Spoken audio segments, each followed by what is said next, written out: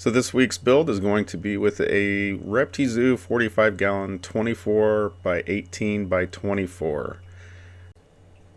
And as always, I will be using Kraken Bond aquarium grade silicone, but now I'm happy to announce that I have signed up through Shopify Collabs for Kraken Bond products. So any purchase made through the link krakenbond.net/happyfrogvivarium, I will receive a commission that will go right back into the channel to keep things rolling. Alright, now that that's out of the way, let's get on with the build. So as you can see, I've already done the background and the drainage layer. So the hardscape material for this build are going to be some cork bark branches. These are solid, so that's kind of the reason why I have the foam down there at the bottom, just to keep the ends from sinking in while I'm building things out. Rather than just line up all the branches on the back, I thought it'd be kind of cool looking if I kind of fanned them out from one central point in the center. I wanted to leave quite a bit of area on the ground for the frogs to explore and hunt. They are going to be pretty young when I first put them in here, so I'm going to need some areas for them to do their hunting, to find all the springtails and small isopods that are going to be in here. The only thing I wanted to really try to avoid here was to make it look too symmetrical, too unnatural.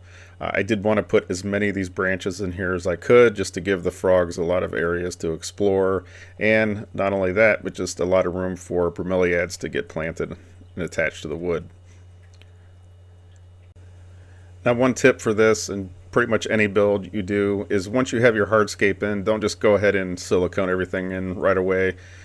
Go ahead and put things the way you think they should look, the way you want them to look, and then just step away for a while, come back to it, and get another glance at it.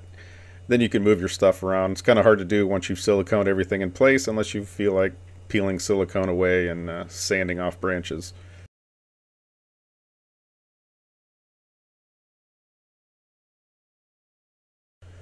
So once I knew I was happy with the way everything looked, I went ahead and siliconed everything into place.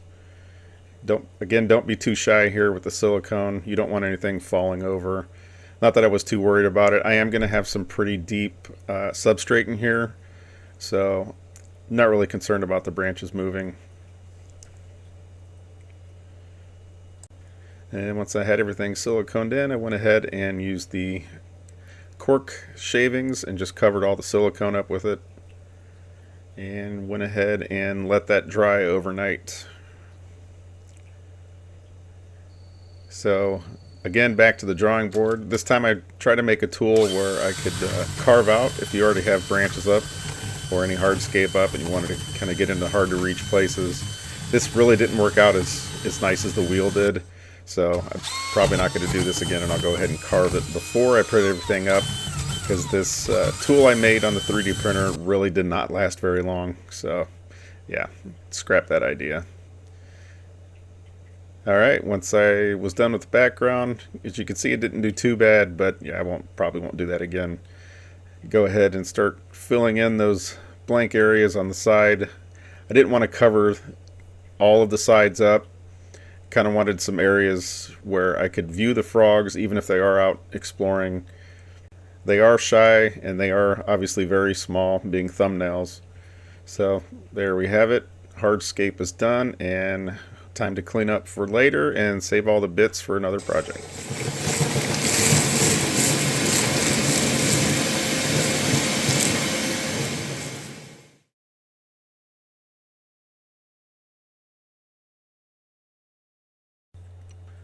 Alright, a week later, everything has cured.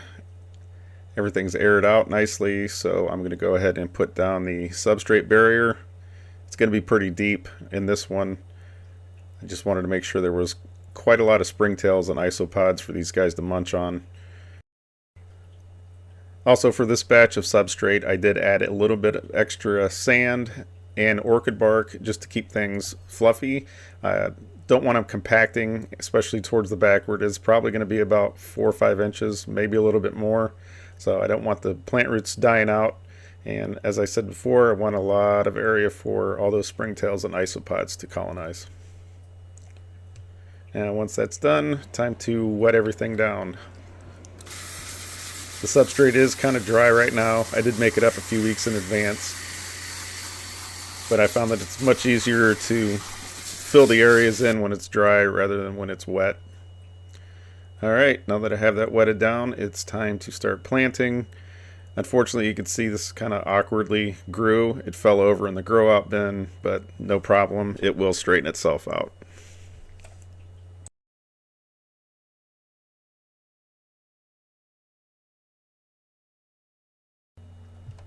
Now this succulent looking plant here is not a succulent. It is Peperomia nevada.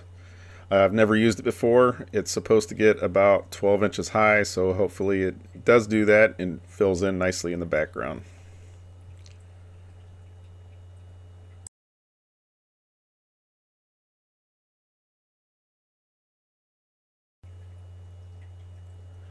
So this plant I'm pretty sure everyone's seen before. This is Peperomia rosso. It's a nice plant. I think it's going to contrast really nicely with the color and especially the leaf shape of the Peperomia nevada in the back.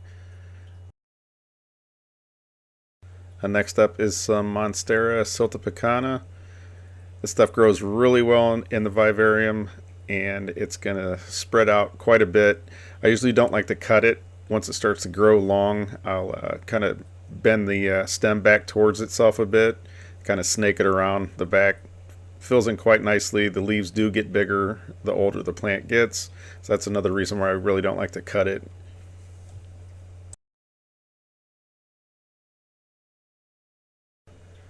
Now I'm going to add in a few pieces of Markgravia.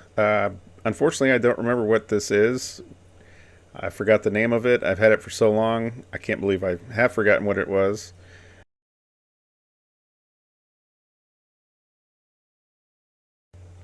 Now a few sprigs of some microferns here. These are really slow growing, but that's a nice little hideaway back there I think the frogs might enjoy.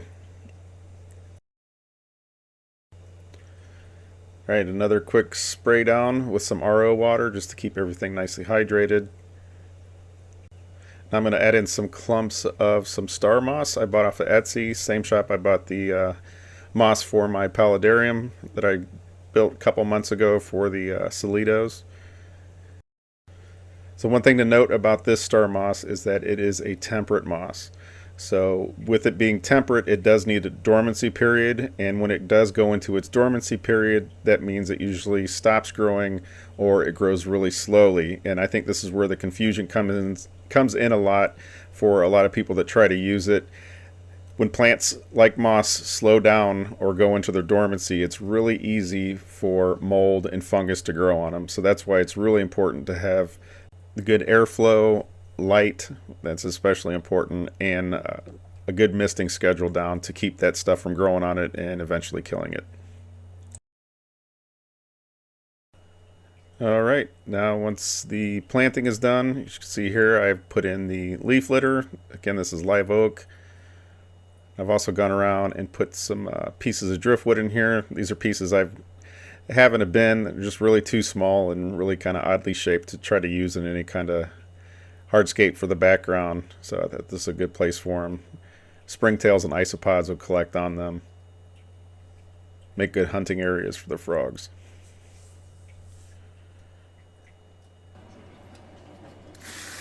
Alright, another quick mist just to get the leaves wet.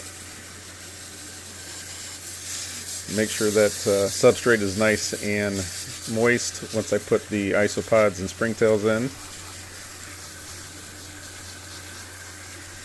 And speaking of isopods, I had to fast forward this a bit. This is my isopod bin of my dwarf whites. Now, anytime I take the lid off, they just come out in droves. Now lately when I seed my vivariums with these isopods, I like to grab handfuls of the substrate out. That way I get all ages of isopods in there and not just the adults. Now with the springtails here, I think I only show putting in 2 of these containers, but I put in 5 of them. I really want to make sure I get a good colony of these springtails going because the frogs will be younger. They're not going to be solely dependent on the springtails, but being young frogs, you want to make sure that they're constantly being fed, or at least it's offered anytime they want. But the one thing you don't want to do is overfeed with the fruit flies because they will not eat them all. They're going to get full pretty quick, And with the flies walking around undusted, they're going to actually keep themselves full on the fruit flies, and they won't eat the dusted ones once you put them in again. Alright, the last part of the planting here, I got some bromeliads in. I did have to wait like a week after I planted all this. So unfortunately only one really came with a good stem on it. So this is kind of how I attach mine. I don't use super glue anymore. It really doesn't hold that well, especially if there's a lot of dried up leaf on the stem. So the way I do it, I just go once or twice around the stem with the bonsai wire, loop it around, go once or twice again around the stem, and then just tuck it behind. Now the nice thing about the bonsai wire is it's nice and pliable, so if you do get a loose bromeliad kind of like this, you just pinch the wire on both sides and it holds it in nice and firm. And now that everything is planted, I'm going to go ahead and give it a good misting, and we're going to let everything settle in nicely for a month. It's not really necessary for older frogs, but again, these are going to be younger frogs going in here, so I really want that colony of isopods and springtails to be fully established in here.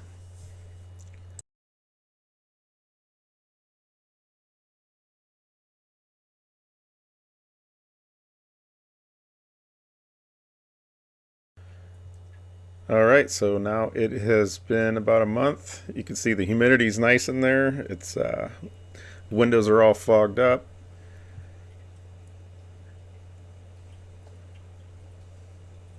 Everything's taken off. You can see the bromeliads have really started to throw some roots out here. They probably won't need the wire on very much longer. Once the roots attach themselves to the wood, they're pretty sturdy.